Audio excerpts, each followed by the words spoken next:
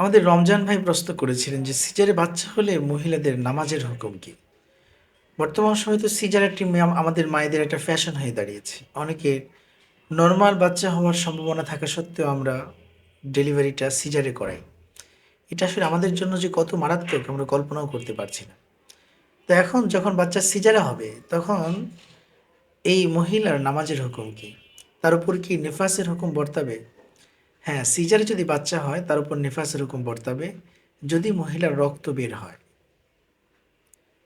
আর যদি রক্ত বের না হয়, সিজারের পর রক্ত বের না হয়, তাহলে সেই মহিলার উপর নিফাসের হুকুম বর্তাবে না। স্বাভাবিক মহিলাদের মতোই সে স্বাভাবিক কার্যক্রম পরিচালনা করবে। কিন্তু এখানে একটা মৌলিক বিষয় হলো, আমাদের মা বোনদেরকে এবং মুসলিম ভাইয়েরা যারা আছেন, বোনেরা যারা আছেন, তাদের কাছে বিনীত অনুরোধ যে আপনারা সিজারকে অ্যাভয়েড করুন।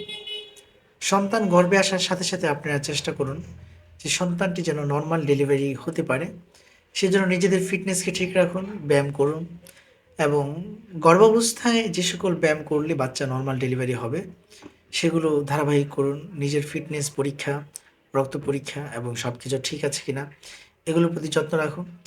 সাথে সাথে যদি আপনার হিম্মত 100% থাকে, আশা করা যায় যে বাংলাদেশের 90% মহিলারাই নর্মাল ডেলিভারি, নর্মালি বাচ্চা প্রসব করতে সক্ষম।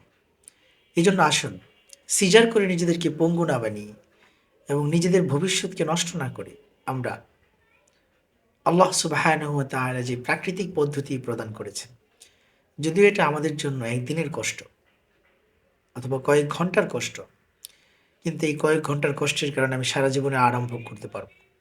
আর যদি সিজার করাই তাহলে ব্যারামের শেষ নাই। আপনি জানেন সিজার হওয়াটাই মহিলাদের জন্য একটা রুগ্ন অবস্থা। এই জন্য আসুন, আল্লাহ পাক যেন আমাদের সকলকে আল্লাহর যে নিজাম সে অনুযায়ী নিজেদের জীবনকে পরিচালনা করার তৌফিক দান করেন। আমিন। আসসালামু আলাইকুম রহমতুল্লাহি ওয়া বারাকাতুহু।